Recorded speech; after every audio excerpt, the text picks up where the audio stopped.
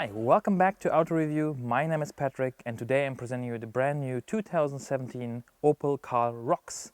What is the Rocks? Rocks is one of the 4 trim levels that you have available for the Karl. As you can see, we have 15-inch alloy wheels, we have this plastic fenders which go all around. You have the bumpers in the front and the back have a different design. We have the railing on top where you can put, for example, a roof box, as well as a little bit different trim level from the inside. I like it. It looks very nice, I have to say. It's a little bit lifted from the suspension compared to the usual car. And we have some few gimmicks and amenities on board that the Karl in the base edition doesn't have. The Karl in Switzerland starts at 11,950 francs. If you would like to have the Rocks as it is here, it starts at 15,450 francs. And all come with the same engine. It's a 1 liter 75 horsepower engine produced at 6,500 RPM and a maximum torque of 95 Newton meters at 4,500 RPM. 0 to 100 in 13.9 seconds, top speed of 170 km an hour. I had a fuel consumption in average between 4.8 and 5.4 liters, and on the highway you can go just below 5 liters, which is a good value. So let me show you, as usual, you've seen the intro already. I'll show the first, second row, the boot space, and then we drive. Enjoy! Alright, so the Rocks from inside. So what do we have? We have a height adjustable seat for the driver, which obviously allows me to increase or decrease the space I have here. As you can see, I have more than enough headroom, and I have more than enough legroom as well. So actually I'm even a bit too far away, so now it's better. Then, as usual, from left to right, we have the electric mirrors, we have the electric windows. This only in the front, and they're not automatic, so you have to keep them hold if you want to put them all the way down, as well as the close and open button for the doors. Then we have the bin for small items in the door. On the left side we can turn on and off the light, obviously, fog light, and for the front and back we have the ESP on and off, as well as the city function for the steering. It becomes much lighter and makes it easier to park. We have the instrument cluster, which is very clear. On the left, RPM, on the right, the speedo. In the middle, a little board computer, which gives me information on average fuel consumption, average speed, range, and so on. Steering wheel, leather wrapped, very nice design. Looks very cool here with the V-shape, with the kind of metal part. Then we have cruise control and speed limiter. You can set it. We have a heated steering wheel with the indicator LED. We have the Bluetooth function for the radio, source for the radio, as well as the volume rocker up and down. Then in the middle you have a little compartment where you can put your phone. Fits big iPhone 7 Plus or 6 Plus. Then the radio with the B function. In the middle then we have the AC control unit, which is a manual AC. And on the bottom we have a 12-volt power socket on the right, 1 USB port on the left, big bin where you can put, for example, your phone as well, 2 cup holders, the 5-speed manual. The Rocks is one of the 2 trim levels that's available as well, with the automatic gearbox, a 5-speed automatic, manual handbrake, and I mentioned in the Rocks as well, you have the option here to have heated seats for driver and passenger, however only on and off, so you don't have different heat levels. And on top we have the sunshades. There's only a mirror for the passenger with a little card holder. We have the mirror, which has the Onstar function. Onstar is basically kind of a concierge service and emergency service for all the Opels. Just check it in one of the other reviews of Opel I have done where it is explained. For example, the Mokka X, where I actually tested it in real life. And we have a little indicator here for the airbags and if all the passengers are buckled up. Then on the right we have the glove box, which is okay, not too small, too big, and a little compartment on the top. However, there, if you put something, it will slide left and right. So that's pretty much it. Let's hop on the second row and I show you how much space we have there. Okay, so second row, as you can see, seat in front is adjusted still to my height, and I have plenty of room as well in the second row. Roofline is tall enough to accommodate anyone up to 185, I would say, and if I sit like that, it's even more comfortable. What do we have? Not much. We have no door bins. Obviously the car is very slim. We have a manual window, which is something I quite don't understand, that we in 2017 still offer manual windows, and you have to pay extra for electric ones in the rear.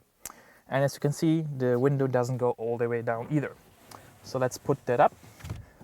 Then what else do we have? We have three 3-point seat belts, 3 headrests, which is good for safety.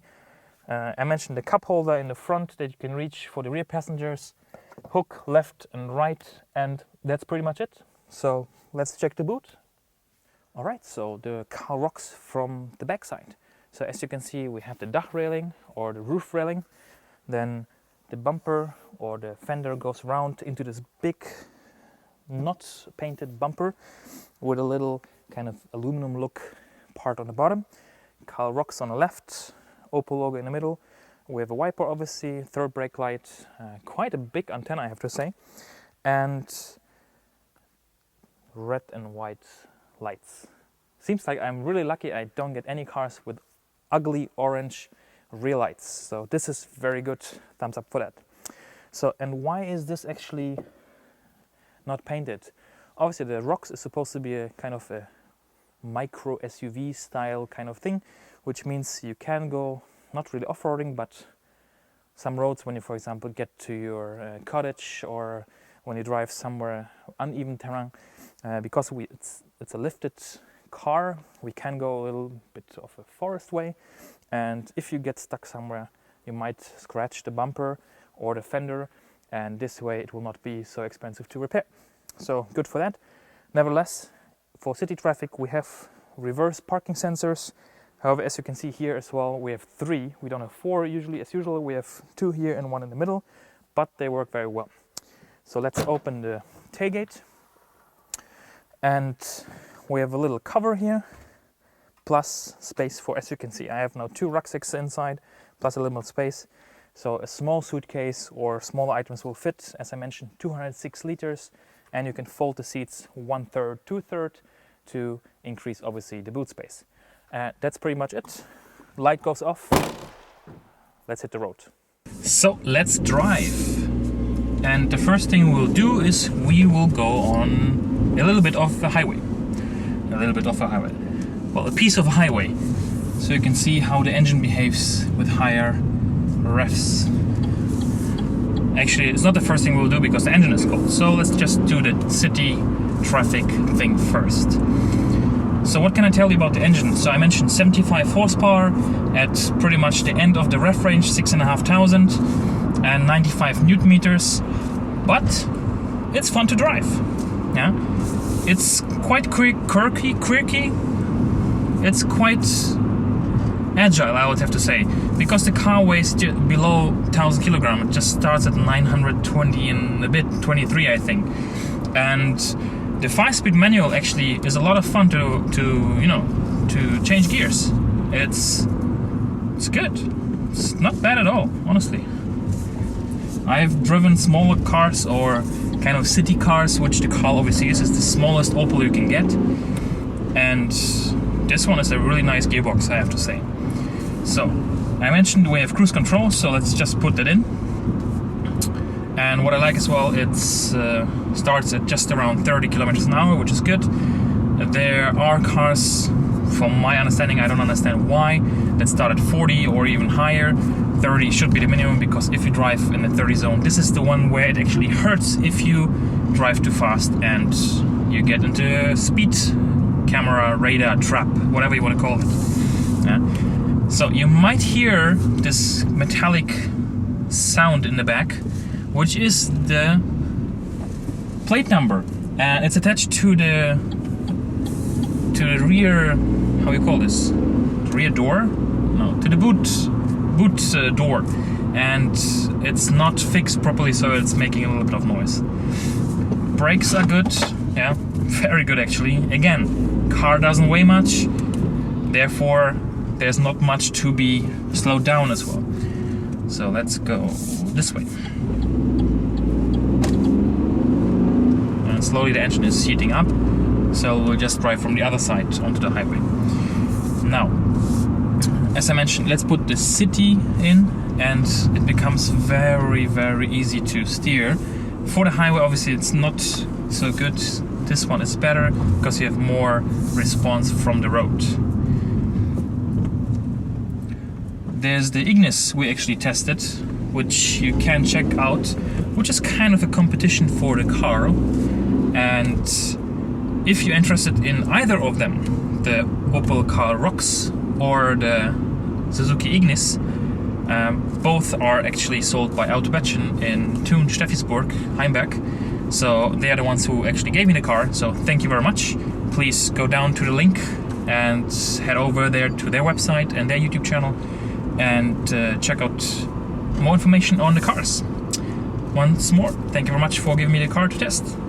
So we'll turn left.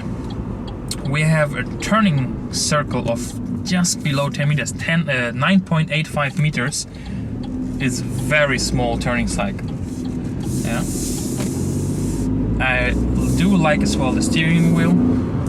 It's very nice, leather wrapped. I do like the stitching. It's a little detail that Opel does, however it's very nice. Air condition works well. One thing that I don't like is, well, not I don't like, but which I hopefully think the manufacturers will start implementing very, very soon, is to put more USB ports into the cars. It doesn't matter if it's a city car, if it's a luxury high-end car which costs more than 100,000 francs, it's a USB port, which is something super cheap to install. So just give it another one or two, another one in the front, one more in the back, standard in all the cars, would be great. Space-wise, again, I have sufficient space. Headrest is actually super nice, it's not too far away. Usually the headrests are very far away, so you have to kind of bend your head down or back. This way it's really nice. I have some space in door bins. Obviously I can't put anything big in there. It's kind of for small bottles, half liter. We have 2 cup holders here, which is okay. Radio works fine, has the AV function. Obviously it would be nicer with the multimedia touchscreen, which has as well navigation. Obviously we don't have this one on board. It's an option that costs a little bit more. There's some kind of BMW club here, as it seems, passing by. And I like the car as well from the design point of view. So the elevated suspension doesn't only help with off-road driving, I mean not off-road driving, but uneven roads, but as well it helps getting in and out of the car easier, because obviously it's lifted. Then I got a little bit off my script here because of all this nice cars that drove by. Okay, so yeah, it's elevated, so it's easier for people, for example, who have a back pain or, you know, have some issues to get in and out of the car. So this one makes it easier and more comfortable. Now let's go on the highway and we'll see how the rocks will accelerate. So this is full throttle now, yeah, second gear.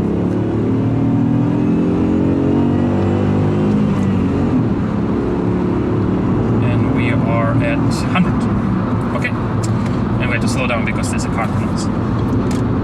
13.9 seconds, or 13.7 seconds, sorry, is actually okay. I mean, again, it's a city car and it's not meant to drive long distance on the highway. However, because we have cruise control, it makes it actually very comfortable as well. So just put it in, take your foot off the gas and let it roll.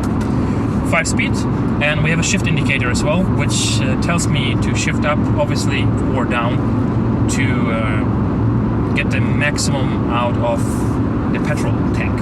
Yeah. Again, fuel consumption, I mentioned in the beginning, it's approximately 4.8 to 5.4. 5.4 if you have a mix out of highway, kind of the city that we did, city, village, and B roads. So this kind of round we just did. and I think something around 5.4 liters is decent. It's not bad at all. And again, you have kind of nice amenities on board. We have heated seats, we have a heated steering wheel, which is something I really love. I don't know why not all car manufacturers offer this. And again, this is the Karl, yeah. So please keep that in mind. This is not a 60,000 franc car. This is a normal, affordable city car that everyone can get. And you have heated steering wheel and heated seats. So it shouldn't be too difficult for other car manufacturers to do the same thing or to even offer it. I'm not talking about having it as a standard on board, but offering it. And here Opel is very much ahead of the competition. What I like as well is the seatbelt reminder and obviously the Onstar. Again, Onstar, I'm not gonna tell you more about it now. Just please head over to the Mocha X video where you will have all the information. And other than that, thank you very much for watching. I hope you enjoyed this little review. I like the car, it looks nice, it drives very nice as well. Price is fair, and nothing else to say. Subscribe, like and share. If you have any question, just put them down below in a link or in the comment section, and I'll see you next time. Cheers, bye.